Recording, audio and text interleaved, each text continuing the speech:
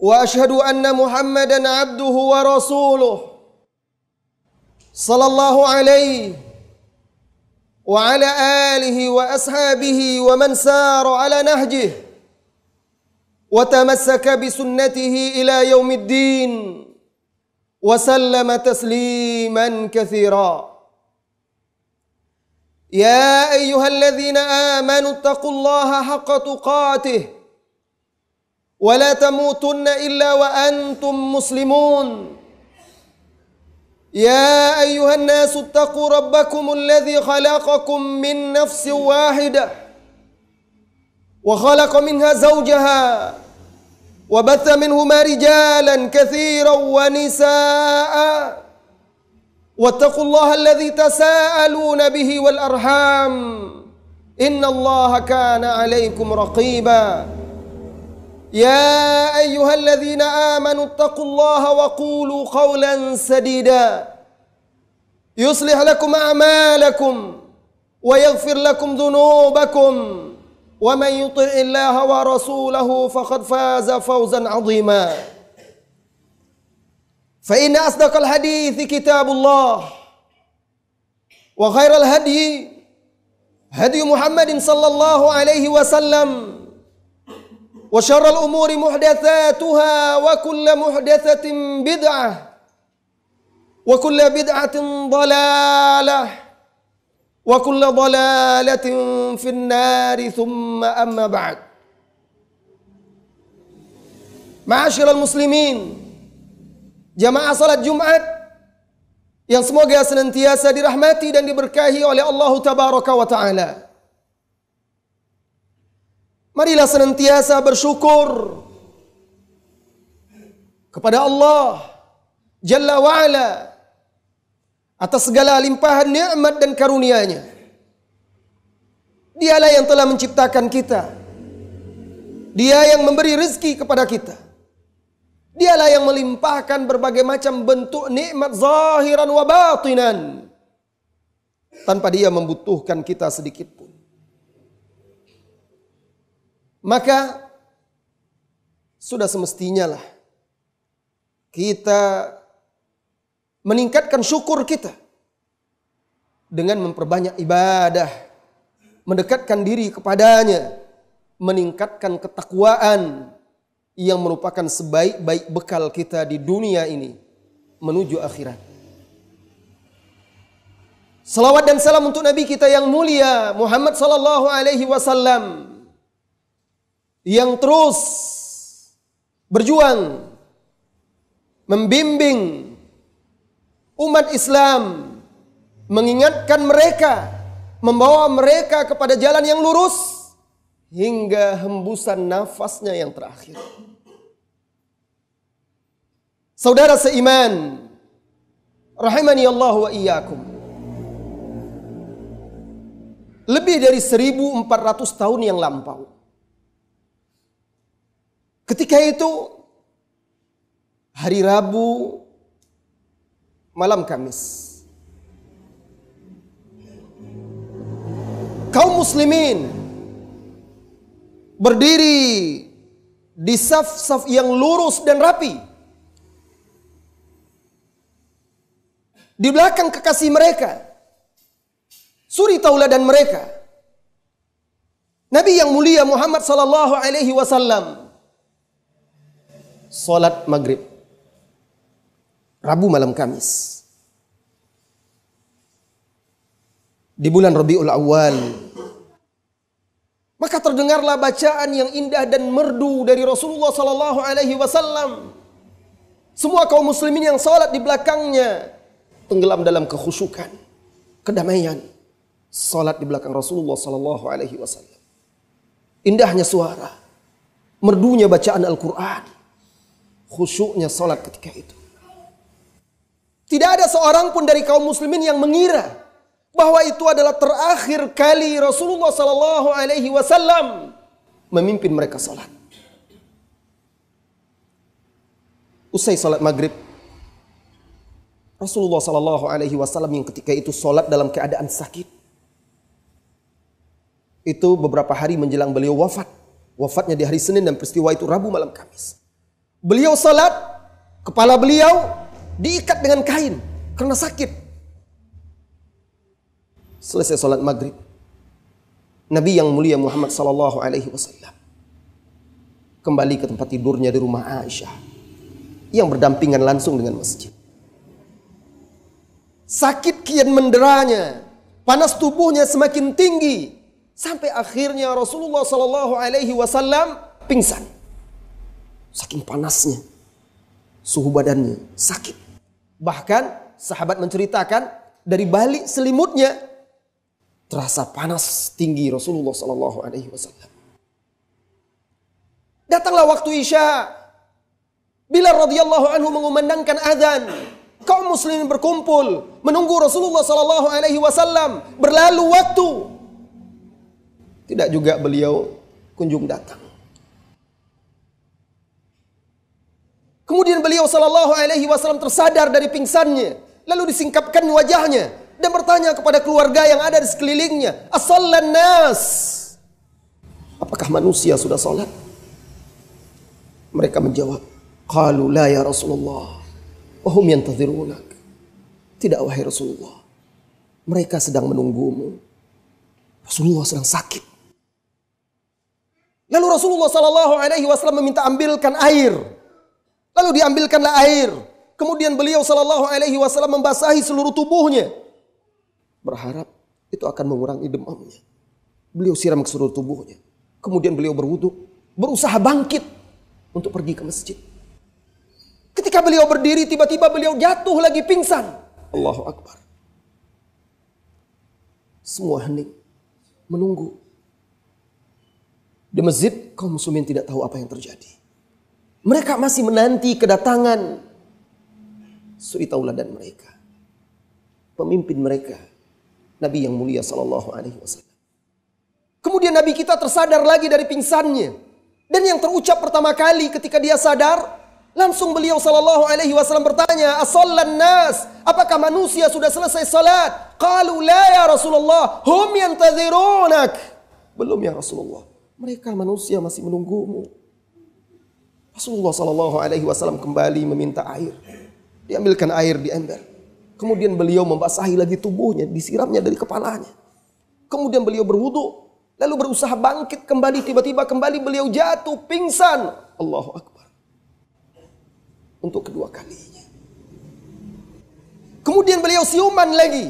Lalu beliau bertanya, manusia masih juga belum salat menunggunya. Dan beliau berusaha bangkit untuk ketiga kalinya setelah berwudu dan membasahi tubuhnya. Jatuh pingsan lagi. Semua itu beliau lakukan untuk apa? Untuk mendatangi masjid. Salat berjamaah bersama kaum muslimin. Kemudian ketika beliau siuman kembali, tahulah beliau bahwa beliau tidak akan sanggup lagi pergi ke masjid salat bersama kaum muslimin. 3 kali pingsan berturut-turut, hendak berdiri pergi ke masjid. Beliau sakit parah, tapi tetap berusaha untuk pergi ke masjid ketika tahu dia sallallahu alaihi wasallam bahwa dia tidak lagi sanggup untuk pergi ke masjid. Akhirnya beliau berkata, "Muru Abu Bakrin liyusalli bin nas." Perintahkan Abu Bakar untuk memimpin salat. Saudara, jamaah kaum muslimin, jamaah salat Jumat. Ini dia suri tauladan kita.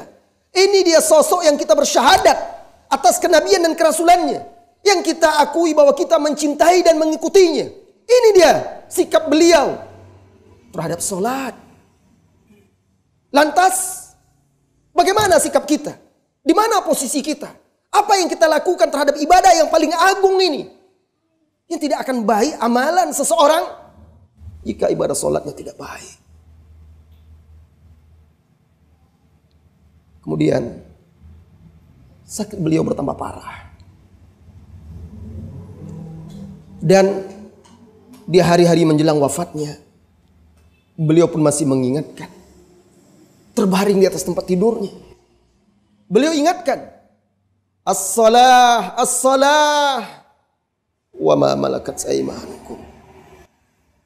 Jagalah oleh kalian salat kalian, jagalah oleh kalian salat kalian, jagalah oleh kalian salat kalian, serta siapapun yang ada di bawah kekuasaan kalian.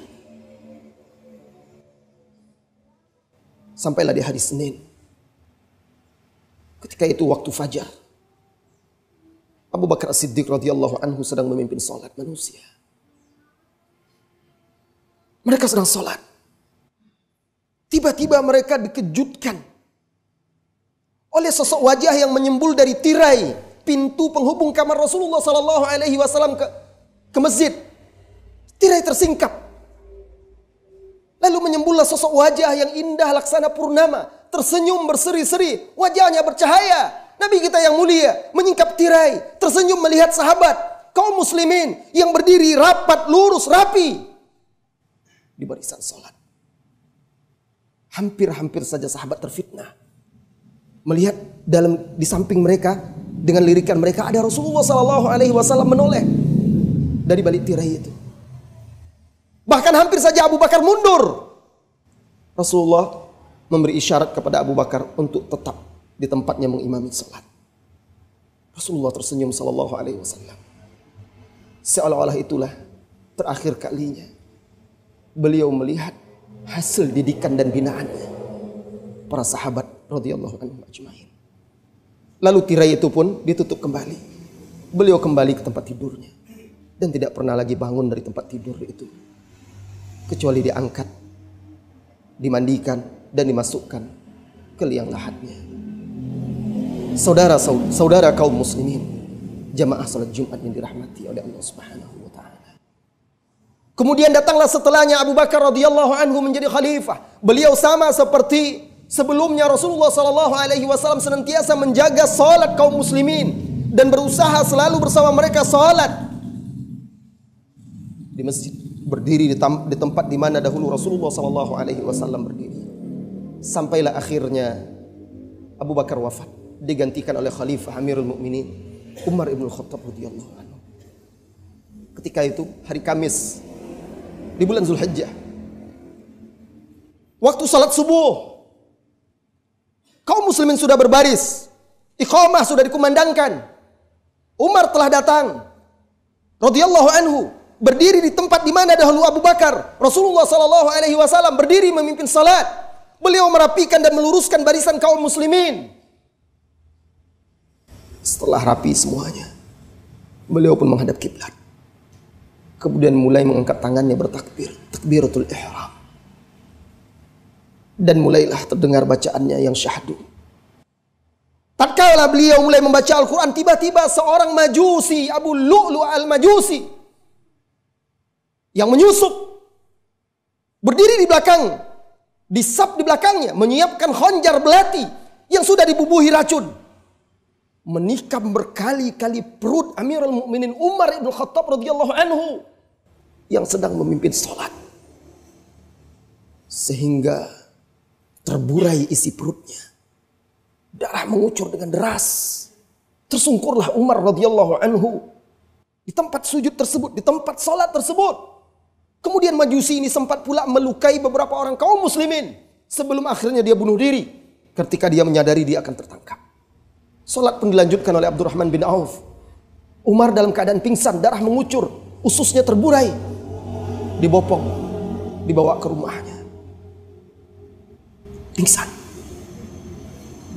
Lantas menjelang matahari terbit, beliau siuman. Tahukah anda wahai saudaraku, beliau dalam keadaan terluka parah.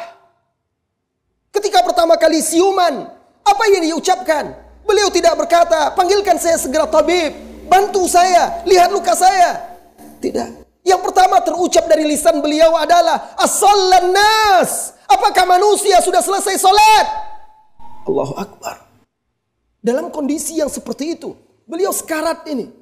Ketika diberikan minuman, diceritakan dalam riwayat-riwayat tersebut, keluar dari perutnya itu, susu itu. Ketika si bangkit, ketika sadar dari pingsannya, siuman yang pertama terucap dari lisannya adalah, apakah manusia sudah sholat? Dia teringat tadi belum selesai sholat ketika ditikam oleh orang majusi tadi. Allahu Akbar. Lihatlah. Apakah beliau ketika itu berpura-pura ingin pula seperti Rasulullah sallallahu alaihi wasallam ketika akan wafat mengingat salat?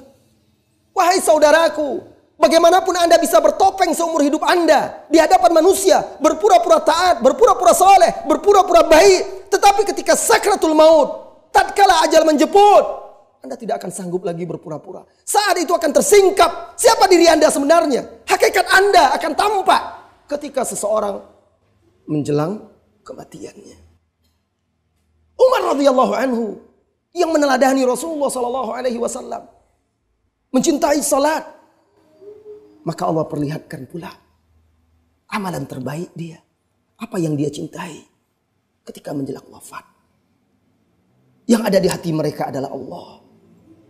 Yang nomor satu, yang memenuhi jiwa raga mereka adalah Allah. Sehingga mereka bergerak untuk Allah. Hakikat penciptaan mereka adalah beribadah kepada Allah Subhanahu wa ta'ala. Sehingga mereka berusaha mewujudkan itu.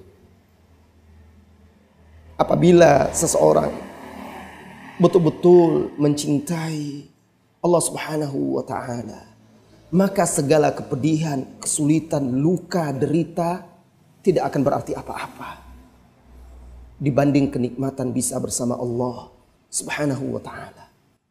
Ketika seseorang sholat, itulah saatnya dia bisa bermunajat, bisa berbicara, memohon kepada Allah Subhanahu wa ta'ala yang telah menciptakannya, memberi dia rizki, membimbing dan memberi dia hidayah, mengasihi dan merahmatinya.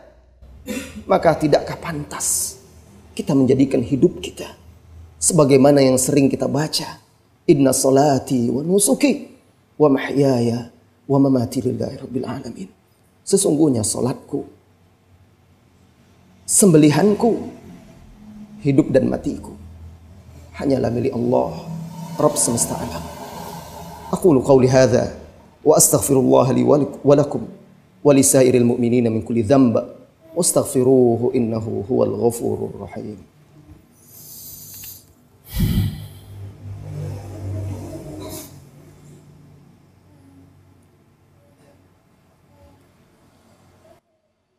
Alhamdulillahilladzi hadana li hadza wa ma kunna linahtadiya laula an hadana Allah.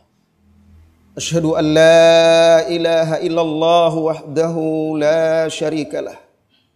Wa asyhadu anna Muhammadan abduhu wa rasuluh sallallahu alaihi wa ala alihi wa ashabihi wa man sara ala nahji wa tamassaka bi sunnatihi ila yaumiddin. Amma ba'd. Jamaah salat Jumat yang semoga senantiasa dirahmati dan diberkahi oleh Allah Subhanahu wa taala. Dunia ini betapapun Anda mengejarnya, menguasai, memilikinya, maka dia adalah fana. Siapapun diri Anda, sekaya apapun Anda, setinggi apa kedudukan dan jabatan Anda di dunia, kebahagiaan Anda hanya ada ketika bersama Allah Subhanahu wa ta'ala. Saat Anda beribadah, saat Anda mendekatkan diri kepadanya.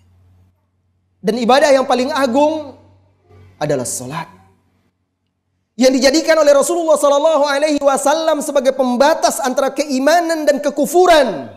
Barang siapa yang meninggalkannya dengan sengaja secara mutlak, maka dia akan jatuh dalam lembah kekufuran. Sebagaimana ditegaskan oleh Rasulullah sallallahu alaihi wasallam, bainar rajuli wal kufri wasyirki tarkus salah, faman tarakaha faqad kafar. Pembatas antara seseorang dan kesyirikan serta kekufuran adalah salat. Barang siapa yang meninggalkannya, maka dia telah kafir, jatuh dalam lembah kekufuran. Bagaimana seseorang mengaku muslim sementara bangunan Islamnya runtuh karena tiang penyanggahnya telah runtuh, yaitu salat. Saudaraku, Nabi Shallallahu Alaihi Wasallam ketika beliau menghadapi kemelut hidup, kesusahan, problema dan masalah, beliau pergi sholat, lalu bermunajat kepada Allah. Kita ketika ada masalah, kita mengadu kepada manusia, curhat kepada manusia. Nabi Shallallahu Alaihi Wasallam segera berwudu, kemudian sholat. Bahkan beliau sering berkata kepada Bilal, arihna bis salat ya Bilal. Beri kami ketentraman, ketenangan, kedamaian dengan salat ya Bilal. Mari tegakkan salat. Di sanalah kedamaian itu ada. Di telaga-telaga sungai-sungai salat 5 waktu. Karena Nabi kita yang mulia mengumpamakan salat itu seperti sungai yang mengalir di hadapan rumah kita. Bersih, bening, sejuk airnya. Lalu kita mandi di situ 5 kali sehari semalam. Sebagaimana daki-daki kotoran di tubuh kita akan hilang. Begitu juga hati dan jiwa seseorang akan bersih sehingga menjadi cemerlang dan senantiasa berada dalam bimbingan Allah Subhanahu wa taala. Semoga khutbah yang singkat ini kembali bisa menyadarkan kita akan kelalaian kita terhadap ibadah yang agung ini. Dan semoga kaum muslimin yang mendengarkan khutbah ini bisa meneladani Rasulullah SAW dengan sungguh-sungguh dalam menjaga ibadah yang sangat agung ini. Innallaha wa malaikatahu yusalluna 'alan nabi ya ayyuhalladzina amanu sallu 'alaihi wa sallimu taslima. Wa qala sallallahu alaihi wasallam man shalla 'alayya salatan wahida sallallahu alaihi biha asyra. Allahumma salli 'ala Muhammad wa 'ala ali Muhammad كما صليت على إبراهيم وعلى آل إبراهيم إنك حميد مجيد وبارك على محمد وعلى آل محمد كما باركت على إبراهيم وعلى آل إبراهيم إنك حميد مجيد اللهم اغفر للمؤمنين والمؤمنات والمسلمين والمسلمات الأحياء منهم والأموات اللهم أعنا على ذكرك وشكرك وحسن عبادتك اللهم اهدنا الصراط المستقيم صراط الذين أنعمت عليهم غير المغضوب عليهم ولا الضالين اللهم يا مقلب القلوب ثبت قلوبنا على دينك ويا مصرف القلوب صرف قلوبنا إلى طاعتك ربنا آتنا في الدنيا حسنة وفي الآخرة حسنة وقنا عذاب النار وصلى الله وسلم على نبينا محمد والحمد لله رب العالمين أقم الصلاة